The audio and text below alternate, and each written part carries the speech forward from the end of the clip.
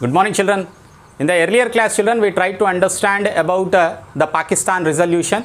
Even you have written homework by browsing and surfing on the internet, extra information also. So we learned about who will really represents India, whether it is Congress or the Muslim League. So here the question arises, who really makes the British quit India? That means who will make the Britishers to leave India is a question. By 1941, children, Japan started attacking most of the Southeast Asian countries, and it started expanding its territory. This was a very clear threat to the Indian territories as well. The British wanted Indian people to support in its war against Japan. Britain in the Second World War was one side and Japan was on the another side. So here Britishers want the Indian help in order to fight against the Japan. It was in March 1942 that Winston Churchill, the Prime Minister of Britain, had persuaded to send one of his ministers called as Sir Stanford Cripps. It is famously known as Cripps Mission even. So he came to India to try and make a compromise with Gandhiji and the Congress. But these talks failed after the Congress insisted that the victory should first appoint, the Viceroy should first appoint the Indian member as a defense minister of his executive council. So that was not accepted by the Britishers. So as a result of that, the talks got failed between the Cripps and the Congress. After the failure of the Cripps mission, Mahatma Gandhi decided to launch his third major movement, and that movement is called as a Quit India. Britishers leave India. The Quit India movement was the third major campaign launched by Gandhiji, and this campaign got started in August 1942. What is the movement called as? The movement is called as Quit India movement. When it got started, children? In August 1942, Mahatma Gandhi gave a call for Quit India movement. So although Gandhiji was sent to jail, but other younger activists who were his followers had organized strikes. They organized, there were many acts of sabotage. Sabotage means small fightings, small kind of disputes, and small destruction also took place, okay, of the public property all over the country. The young men and women have left their colleges and they went to the jail. There were very large number, and socialist members of the Congress such as J. Prakash Narayanan were particularly active in the underground. He was not got arrested. He escaped from the arrest and he went underground, and he was very active from the underground, and he started a resistance movement against the Britishers. In several districts such as Satara in Uttar Pradesh and in the Midnapur in the east, independent governments also got elected parallel to the British government, because Britishers were very busy in fighting with the Japan and other countries. They were very busy in the arrangements of the Second World War. So they had put a very weak government in India. As a result of that, in Satara and in Midnapur in the west and east, they have established the parallel governments also. And these were declared, independent governments were declared. The British responded with a lot of force, yet it took them much time. That means it has taken them more than a year to suppress the revolts which have taken place in India. The Communist Party of India, meanwhile, decided to support the Britishers. See, the Communist Party before the Congress has decided to support the Britishers. Why? Because Russia is supporting the Britain. The Communist Russia is supporting the Britain. He is participating on the side of Britain. For that reason, the Communist Party of India has decided to support Britain. It was alarmed at the attack on the Soviet Union by the Germany, by the Nazis. For that reason, they have supported the Britain. It realized that danger at a world level and called the war as a people's war.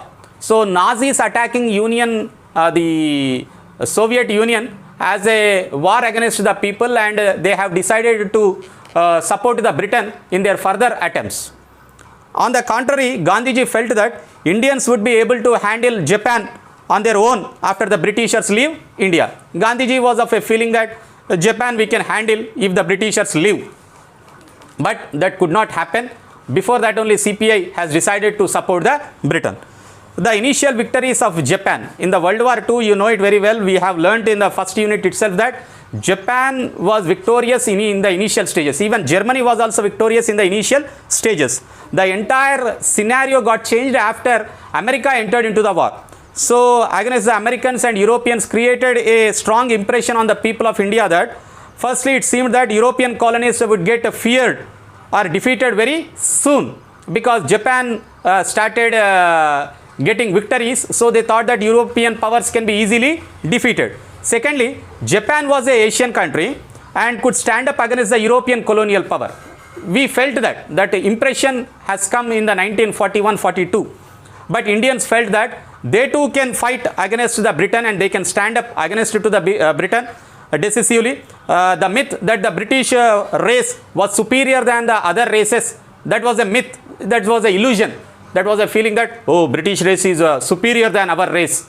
So that was a myth which has got completely destroyed in the minds of the people after the Japan's initial victory.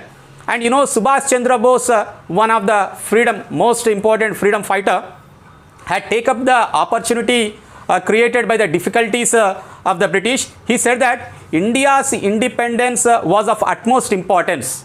Now the Britishers have to leave India, and the India's independence is of utmost importance, was the saying of Subhash Chandra Bose, and we should take the help of Japanese to throw out the British. But Gandhiji was not in that favor. Gandhiji never felt to take the Japan's help. He went secretly to Germany and Japan and collected an army of Indian soldiers in 1942, and he established his own army called as INA, Indian National Army, or it is also called as Azad Hindu Fauj. So he created. So from where he got these soldiers? These are the soldiers actually in the beginning. These soldiers were in the British army and they were captured during the World War II by Japan.